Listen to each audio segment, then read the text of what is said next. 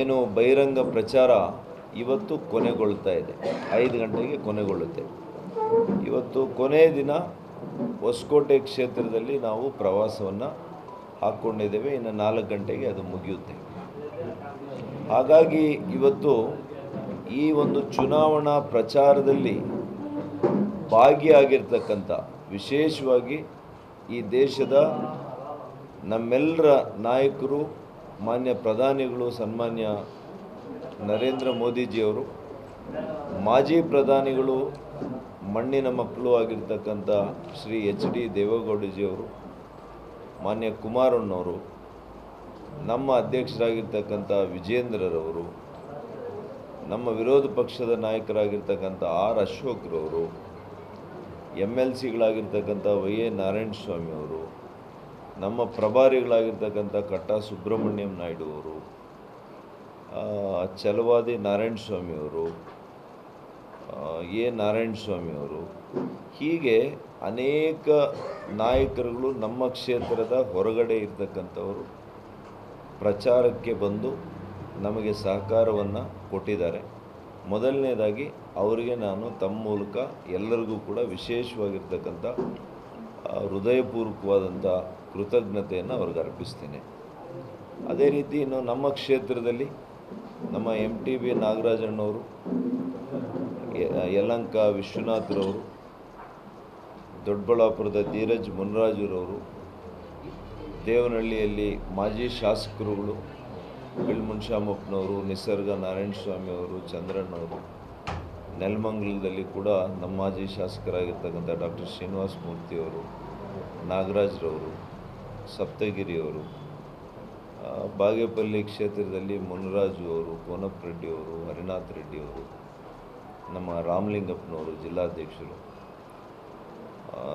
ಗ್ರಾಮಾಂತರ ಪ್ರದೇಶದ ಜಿಲ್ಲಾಧ್ಯಕ್ಷರಾಗಿರ್ತಕ್ಕಂಥ ರಾಮಕೃಷ್ಣಪ್ಪನವರು, ಗೌರಿಬಿದನೂರಿನಲ್ಲಿ ಇವತ್ತು ರವಿನಾರಾಯಣ ರೆಡ್ಡಿಯವರು, ನರಸಿಂಹಮೂರ್ತಿಗಳು JDSನ ಅಭ್ಯರ್ಥಿಗಳಾಗಿದ್ದಂಥವ್ರು, ಹೀಗೆ ಎಲ್ಲ ಅನೇಕ ಮುಖಂಡರುಗಳು ನಮ್ಮ ಸ್ಥಳೀಯವಾಗಿ ಇವತ್ತು ನಮಗೆ ಸಹಕಾರ ಕೊಟ್ಟಿದ್ದಾರೆ. ಇನ್ನೇನು ಕೊನೆ ಲೆಗ್ಗಲ್ಲಿದ್ದೇವೆ. ಬಹುಶಃ ಇನ್ನು 36 ಅವರ್ಸ್ ಇದೆ ಅಷ್ಟೇ ಚುನಾವಣೆಗೆ. ಈ ಕಳೆದ 15-20 ದಿವಸಗಳು ನಾವು ಏನು ಪ್ರಚಾರ ಮಾಡಿದ್ದೇವೆ, ಈ ಅವಧಿಯಲ್ಲಿ ಒಂದು ಸ್ಪಷ್ಟವಾಗಿ ನಮಗೆ ಗೋಚರಣೆ ಆಗಿದೆ. ಅದೇನು ಅಂತಂದರೆ, ಒಂದು ಮೋದಿಯ ಅಲೆ, ಭಾಳ ಬಲವಾಗಿರ್ತಕ್ಕಂಥ ಮೋದಿಯ ಅಲೆ ಚಿಕ್ಕಬಳ್ಳಾಪುರ ಲೋಕಸಭೆ ಕ್ಷೇತ್ರದಲ್ಲೂ ಕೂಡ ಬೀಸ್ತಾ ಇದೆ. ಇದರಲ್ಲಿ ಯಾವುದೇ ಅನುಮಾನ ಇಲ್ಲ. ಅದೇ ರೀತಿ ಕಾಂಗ್ರೆಸ್ಸಿಗೆ ಆಡಳಿತ ವಿರೋಧಿ ಅಲೆ ಕೂಡ ನಮಗೆ ಕಾಣಿಸ್ತಾ ಇದೆ. ಸಾಮಾನ್ಯವಾಗಿ ಒಂದು 5 ವರ್ಷಗಳು ಆಡಳಿತ ಮಾಡಿದ್ರೆ ಆಡಳಿತ ವಿರೋಧಿ ಅಲೆ ಬರ್ತದೆ. ಆದರೆ ಇಲ್ಲಿ 1 ವರ್ಷಕ್ಕೇ ಇಷ್ಟು ಆಡಳಿತ ವಿರೋಧಿ ಅಲೆಯನ್ನು ನಾನು ಕ್ಷೇತ್ರದಲ್ಲಿ ಕಣ್ಣಾರೆ ನೋಡಿದ್ದೇನೆ. ಇವತ್ತು ಕಾರಣ ಅದಕ್ಕೆ ತಮಗೆ ಗೊತ್ತಿದೆ. ಕಳೆದ 1 ವರ್ಷದಲ್ಲಿ ಯಾವುದೇ ರೀತಿಯ ಅಭಿವೃದ್ಧಿ ಇಲ್ಲ. ಅಭಿವೃದ್ಧಿ ಶೂನ್ಯ ಕರ್ನಾಟಕವನ್ನು ಮಾಡಿರೋದೇ ಈಗಿನ ಕಾಂಗ್ರೆಸ್ ಸರ್ಕಾರದ ಹೆಗ್ಗಳಿಕೆ.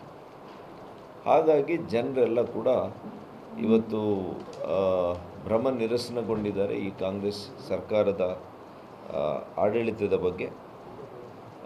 BJPಯ ಒಂದೇ, ಅದರಲ್ಲಿ ಮೋದಿಯವ್ರ ಬಗ್ಗೆ ವಿಶೇಷ ವಿಶ್ವಾಸ, ನಂಬಿಕೆ, ಪ್ರೀತಿಯನ್ನು ಇಟ್ಕೊಂಡಿರುವಂಥ ಭಾರತೀಯರು, ಚಿಕ್ಕಬಳ್ಳಾಪುರ ಕ್ಷೇತ್ರ ಜನತೆ ಕೂಡ ಸೇರಿ ಇವತ್ತು BJPಗೆ ಮತ ಕೊಡಬೇಕು ಅಂತ ನಿರ್ಧಾರವನ್ನು ಮಾಡಿದ್ದಾರೆ.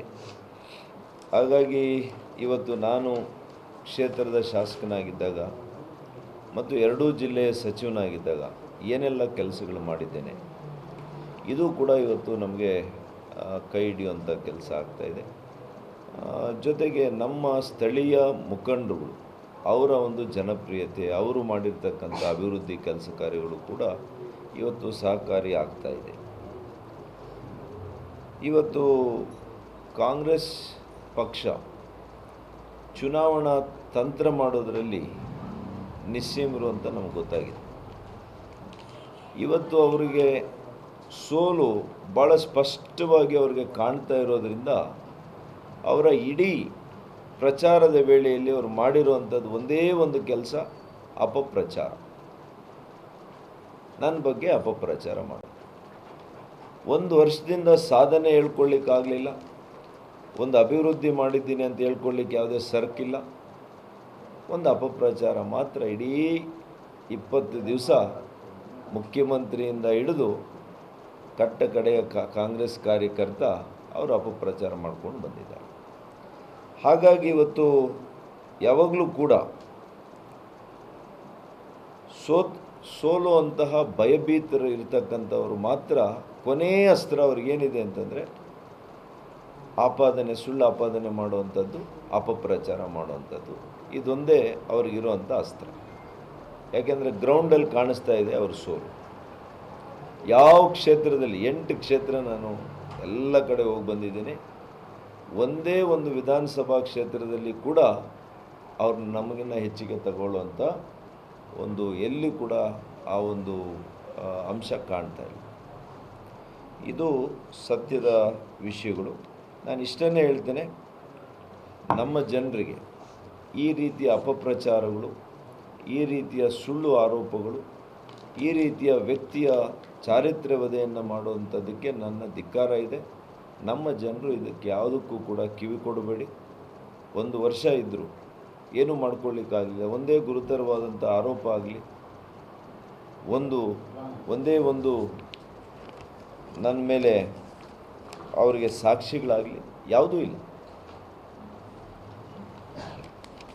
ಎರಡನೇದು,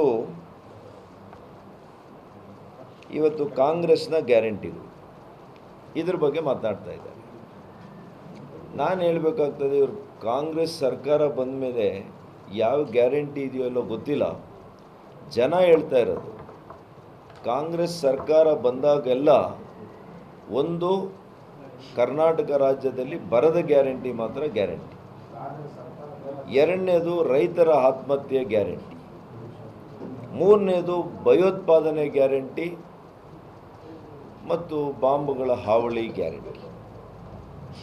ಹತ್ಯೆಗಳ ಗ್ಯಾರಂಟಿ, ಭ್ರಷ್ಟಾಚಾರ ಗ್ಯಾರಂಟಿ, ಖಜಾನೆ ಖಾಲಿ ಗ್ಯಾರಂಟಿ, ಕೋಮುವಾದದ ಗ್ಯಾರಂಟಿ. ಇವೆಲ್ಲ ಕೂಡ ಕಾಂಗ್ರೆಸ್ನ ಸರ್ಕಾರದ ಗ್ಯಾರಂಟಿಗಳು. ತಾವು ನೋಡಿದ್ದೀರಿ ಇವತ್ತು ಮಹಿಳೆಯರ ಮೇಲೆ ಯಾವ ರೀತಿ ದೌರ್ಜನ್ಯಗಳು ಈ ರಾಜ್ಯದಲ್ಲಿ ನಡೀತಾ ಇದ್ದಾವೆ. ಬೆಳಗಾವಿಯಲ್ಲಿ ಒಂದು ದಲಿತರ ಬಗ್ಗೆ ಮಾತಾಡ್ತಾರೆ, ದಲಿತರು ಉದ್ಧಾರ ಮಾಡ್ತೀವಿ ಅಂತ. ಒಂದು ಅಸಹಾಯಕ ದಲಿತ ಮಹಿಳೆಯನ್ನು ಬೆತ್ತಲು ಮಾಡಿ ಹೊಡೆದಿದ್ದಾರೆ. ಆಗ ಇನ್ನೂ ಕೂಡ ಬೆಳಗಾವಿಯಲ್ಲಿ ಅಧಿವೇಶನ ನಡೀತಾ ಇತ್ತು. ಹಾನಗಲ್ನಲ್ಲಿ ಮಹಿಳೆ ಮೇಲೆ ಸಾಮೂಹಿಕ ಅತ್ಯಾಚಾರ ಆಯಿತು. ಮೊನ್ನೆ ತಾವು ನೋಡಿದಿರಿ, ನೇಹಾ ಹತ್ಯೆಯಾಗಿದೆ, ಭೀಕರವಾದಂಥ ಹತ್ಯೆ ಆಗಿದೆ. ಲವ್ ಜಿಹಾದ್ ಅಂತ ಕಾಂಗ್ರೆಸ್ ಒಪ್ಪಲ್ಲ, ಆದರೆ ಅವ್ರ ತಂದೆ ಕಾಂಗ್ರೆಸ್ನ ಕಾರ್ಪೊರೇಟರೇ ಹೇಳಿದ್ದಾರೆ, ಇದು ಲವ್ ಜಿಹಾದ್ನಿಂದ ನನ್ನ ಮಗಳು ಹತ್ಯೆ ಆಗಿದ್ದಾಳೆ.